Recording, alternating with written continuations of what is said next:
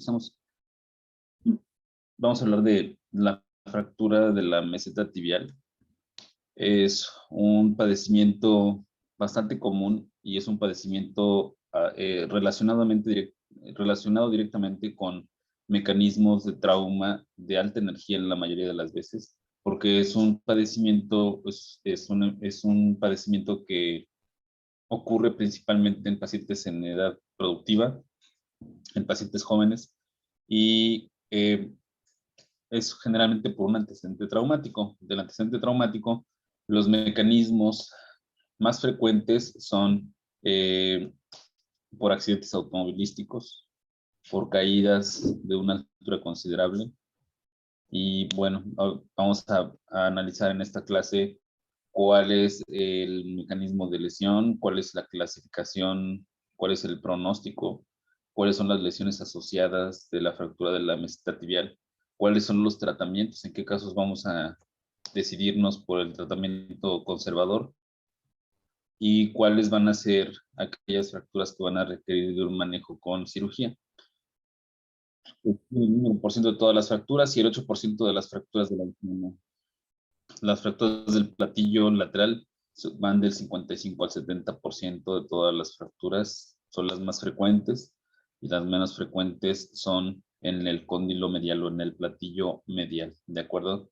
En tercer lugar de frecuencia son las fracturas en ambos platillos, que son las de peor pronóstico. Bueno, la meseta tibial, como lo marca este esquema, como lo indica este esquema, es esta superficie de la tibia proximal que tiene como finalidad alojar a los cóndilos femorales. Su función principal es la carga durante la estación de pie y durante la deambulación. Entonces posee esta forma de platillos, de cuencos. Tenemos uno medial y uno lateral, cada uno destinado para alojar la forma convexa de los cóndilos femorales. Tiene una inclinación de anterior hacia posterior de 10 grados aproximadamente para mejorar la estabilidad de la rodilla en la posición de extensión. Esa es la razón por la cual el platillo tibial tiene una pendiente hacia posterior. Está más alto de enfrente, está más bajito de atrás, como una resbaladilla, ¿no? Como una rampa. Y tiene estructuras, como lo vemos en la imagen, cuya función es la estabilidad, ¿no? Entonces tiene ahí los dos meniscos, tiene el menisco lateral, que es un cuerno, y tiene un cuerno casi una O cerrada, casi un círculo, casi un aro cerrado, casi un anillo. Y tiene el menisco medial, que tiene una forma más abierta, como si fuera una U, ¿de acuerdo? Los meniscos le brindan mayor profundidad y mayor concavidad a la meseta tibial para cada uno de los cóndilos femorales. Además de que en su espina tiene la inserción tiene dos espinas, una anterior y otra posterior. Respectivamente, las espinas corresponden a la inserción distal de los ligamentos cruzados. La anterior hacia el respectivo ligamento cruzado anterior y la posterior con su respectivo ligamento cruzado posterior. ¿De acuerdo? Aquí previamente teníamos una vista casi axial de arriba hacia abajo y aquí tenemos una vista anteroposterior y podemos aquí visualizar las estructuras blandas de las que ya les mencionaba. Me faltó ahí la estabilidad que brinda la meseta tibial respecto a los cóndilos femorales. Está completada por los ligamentos colaterales. Tenemos un colateral lateral y un colateral medial. Son los que aparecen ahí en la imagen.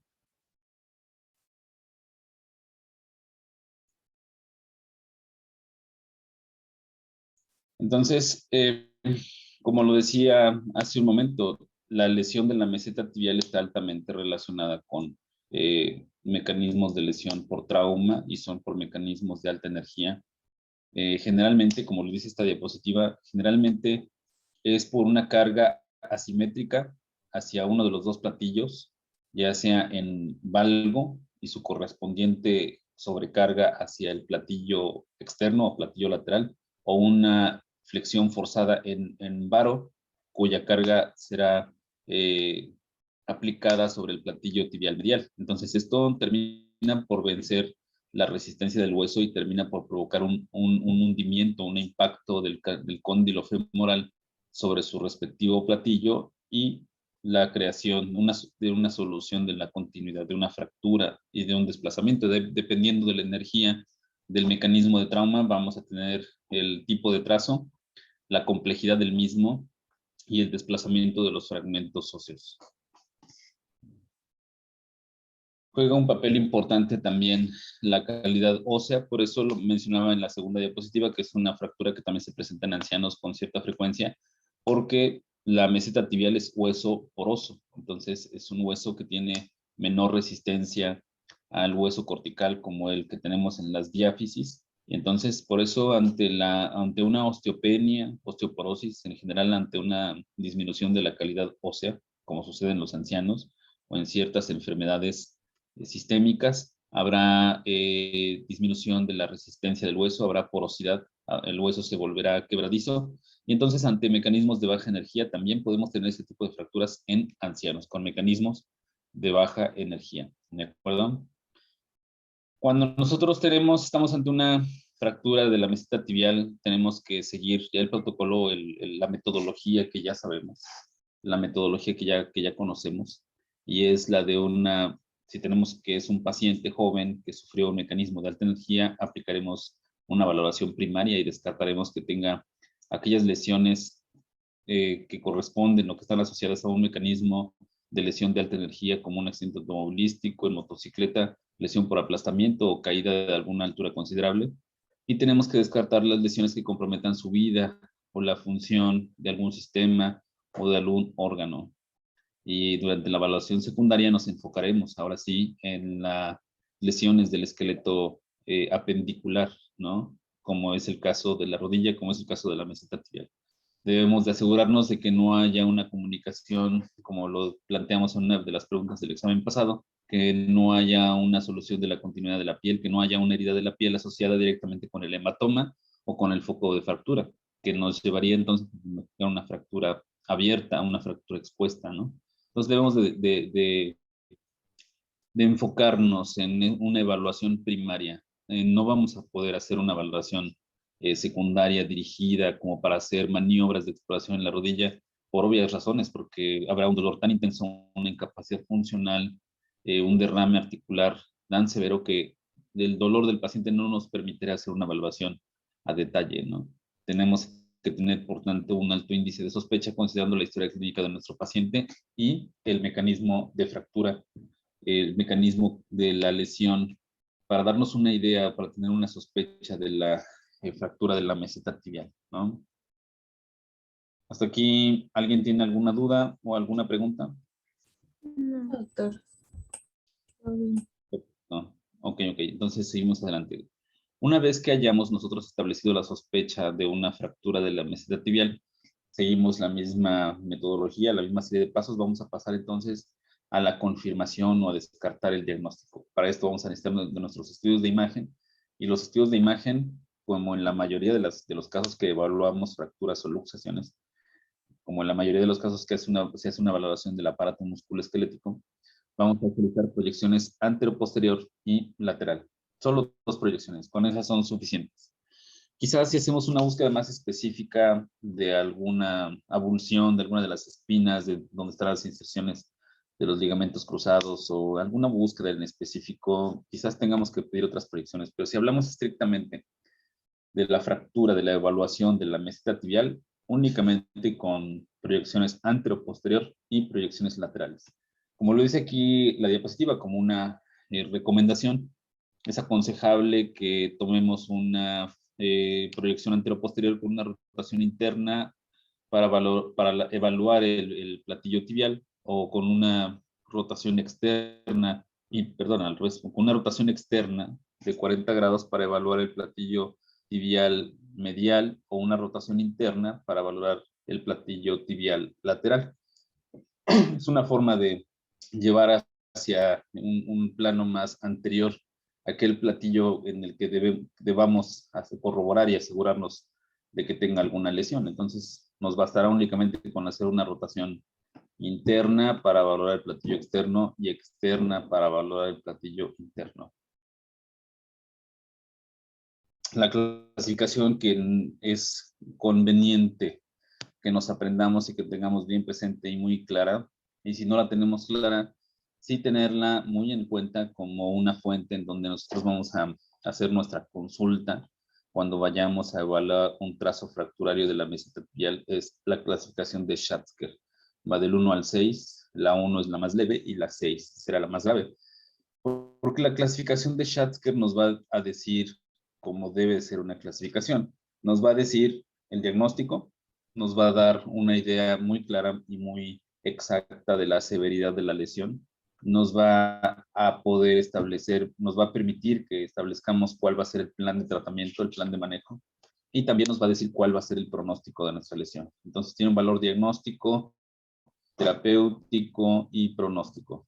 ¿De acuerdo? Entonces es la clasificación más utilizada, es la clasificación estandarizada para las fracturas de la meseta tibial. Esta clasificación que estamos viendo, que es la de Schatzker. ¿De acuerdo? No es necesario que nos la aprendamos, que la tengamos de memoria, pero sí que sepamos qué es la que vamos a consultar cuando estemos en alguna lesión de esta naturaleza. Tipo 1 es solamente lesión aislada de un solo cóndilo. Es la tipo 1. Es un fragmento prácticamente sin desplazamiento. Es un trazo simple. Y por lo tanto va a ser susceptible de manejo conservador. Es el mejor pronóstico. También lo podemos hacer manejo quirúrgico con la colocación de un tornillo para hacer compresión interfragmentaria, pero ahí generalmente tenemos oportunidad de manejarlo con un tubo de yeso o con un tubo de fibra de vidrio. La tipo 2 es el mismo trazo más un hundimiento de la meseta tibial.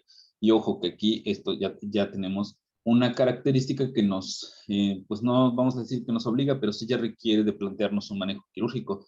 Si tenemos un hundimiento de la meseta tibial, entonces tenemos seguramente una lesión de un defecto en el cartílago articular. Es muy probable que tengamos una lesión meniscal y un hundimiento de la meseta tibial ya representa o ya nos da a entender que hay una pérdida de la regularidad de la superficie articular.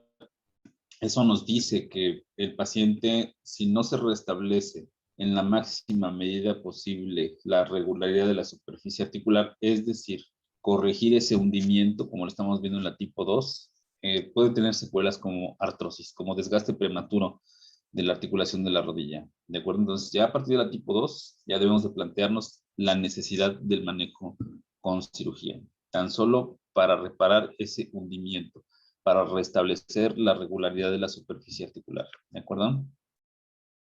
Tenemos la tipo 3, que es con un hundimiento central, es un hundimiento que abarca una superficie mayor. Ahí nos podemos dar cuenta que en realidad no existe no hay la presencia de un trazo, ¿no? Que vaya hacia la metáfisis, pero sí tenemos un hundimiento mucho más amplio, ¿no? Entonces, recordemos que aquí cobra mayor importancia restablecer la regularidad de la superficie articular, porque eso nos va a ayudar a preservar la función de la rodilla.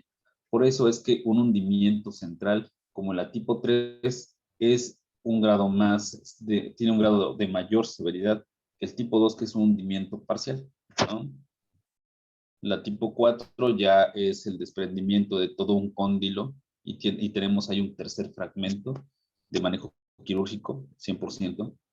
La tipo 5 ya es el desprendimiento de ambos cóndilos, lateral y medial. Y la tipo 6 ya es la disociación, no de los cóndilos, sino de la metáfisis respecto a la diáfisis. Es la fractura más inestable y es la de peor pronóstico, y sobra decir que requerirá de un manejo con reducción abierta y fijación interna. ¿Hasta aquí tenemos alguna duda? No, doctor. No. No. Perfecto, ok. Esta es una correlación de lo que hablábamos en nuestro esquema de la clasificación de Schatzker. Y aquí lo podemos ver correlacionado con las radiografías. Ahora que ya nosotros conocemos cuál es la clasificación de Schatzker, podemos hacer una correlación con lo que vemos en las radiografías, ¿no? Del 1 al 6 están representadas la clasificación de la diapositiva anterior están representadas en esta diapositiva. ¿De acuerdo? Sí, doctor.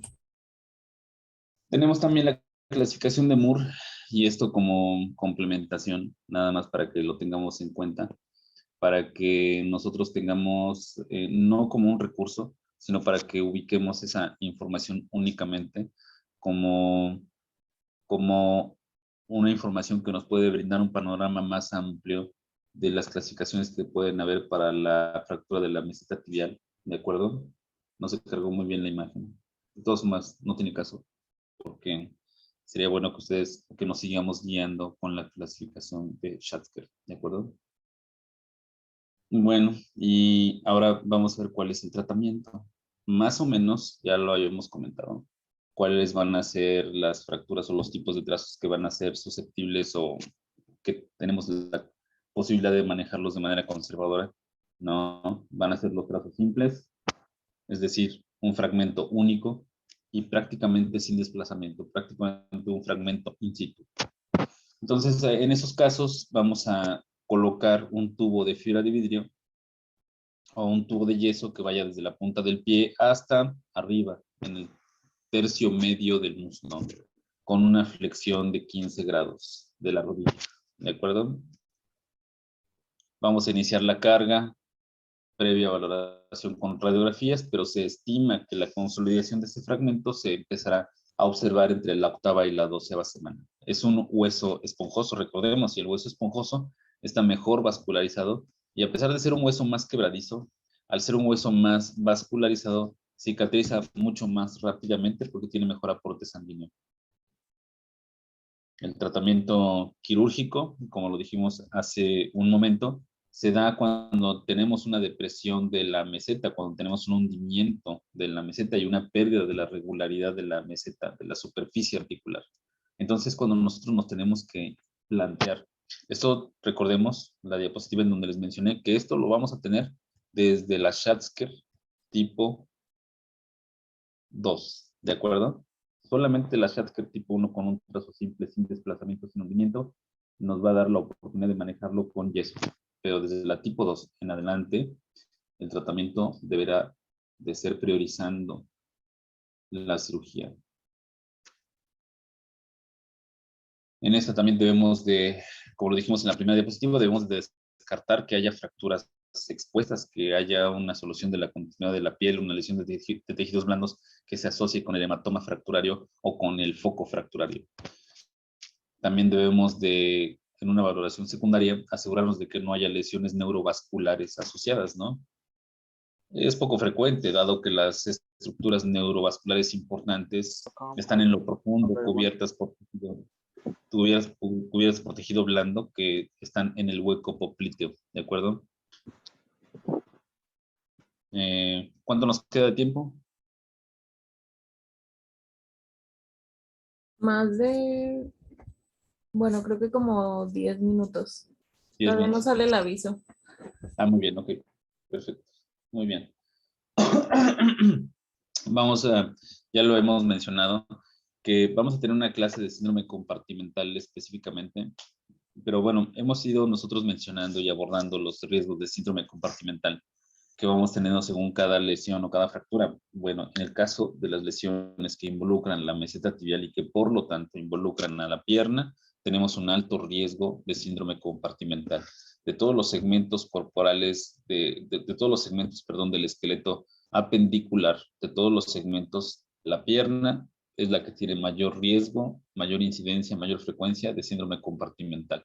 Sobre todo si tenemos una lesión ósea amplia, como es el caso de la fractura de la meseta tibial, pues debemos tener bien presente que hay un riesgo importante de síndrome compartimental. ¿Cuáles son los síntomas de síndrome compartimental? Parestesias,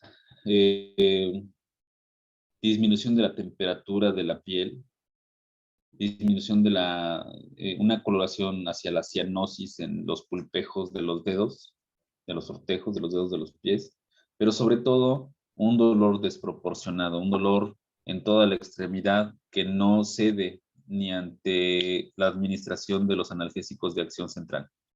Cuando tenemos un dolor desproporcionado que al paciente no se le quita con absolutamente nada, debemos de sospechar de síndrome compartimental. Y este síndrome compartimental tiene un alto riesgo de aparecer en las fracturas de la meseta tibial. Bueno, ¿cuáles son los objetivos de la cirugía?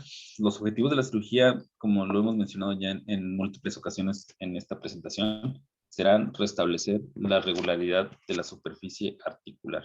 Será armar el rompecabezas, pero no solo armar el rompecabezas en los trazos, en la metáfisis o en la diáfisis, sino restablecer las relaciones, restablecer la regularidad de la superficie articular, corregir los hundimientos, aunque esto requiera de la colocación de injertos óseos, debemos nosotros de buscar con todos los recursos que tengamos restablecer la función, restablecer las relaciones, restablecer la regularidad de la superficie articular. En un segundo tiempo, nosotros vamos a buscar, después de que el hueso haya cicatrizado, en un segundo tiempo vamos a buscar detectar las lesiones en las partes blandas, lo habíamos dicho, avulsiones de los ligamentos cruzados, rupturas de los ligamentos cruzados, rupturas de las estructuras meniscales y lesiones del cartílago articular. Hay algunos autores que recomiendan que al mismo tiempo que hagamos la osteosíntesis, la reparación del hueso, al mismo tiempo hagamos una artroscopía, es decir, una cirugía de mínima invasión, para revisar la articulación por dentro y que si encontramos lesiones de las estructuras blandas, meniscos, ligamentos o cartílago, las reparemos en ese mismo tiempo quirúrgico. Hay algunos autores que nos recomiendan que primero restablezcamos la superficie articular, primero hagamos la osteosíntesis y en un segundo tiempo, a las 2 semanas o 3 semanas, hagamos la reparación de las estructuras blandas intraarticulares de la rodilla, ¿de acuerdo? Eso no hay un consenso total, hay opiniones, autores que nos dicen o que difieren en las indicaciones. Como habíamos dicho, ¿cuáles las funciones, cuál es el objetivo de una reparación de una fractura de la meseta tibial? Pues el objetivo es restablecer la función de la articulación y para entonces uno de los principios en ortopedia y traumatología, uno de los principios para hacer osteosíntesis, para hacer cirugía en el hueso, es la movilización precoz. Que nuestro paciente tenga el hueso suficientemente estabilizado con los implantes, placas y tornillos como para estar capacitado para mover la rodilla nuevamente lo antes posible y evitar aquellas secuelas que vienen con la inmovilización de una articulación prolongada, como la anquilosis o como el desacondicionamiento muscular o como la osteopenia o la osteoporosis del segmento óseo que deja de moverse. ¿De acuerdo? Bueno, pues hasta aquí, ¿alguna duda o alguna pregunta? No, doctor. Ok, ¿todo está más o menos claro? Sí. Excelente. Bueno, pues hasta aquí terminamos la clase. Mañana pues continuamos con la clase que se quedó pendiente de su compañero y pues ahí preparen una segunda clase de reserva por si a alguien se le atraviesa algo, ¿no? Suele pasar. Y si no, pues puedo presentar la clase del día de mañana. ¿De acuerdo? Sí, doctor, gracias. Gracias. Excelente. Sí. Gracias, doctor. Que descansen. Nos vemos mañana. Igualmente. Igualmente, hasta mañana.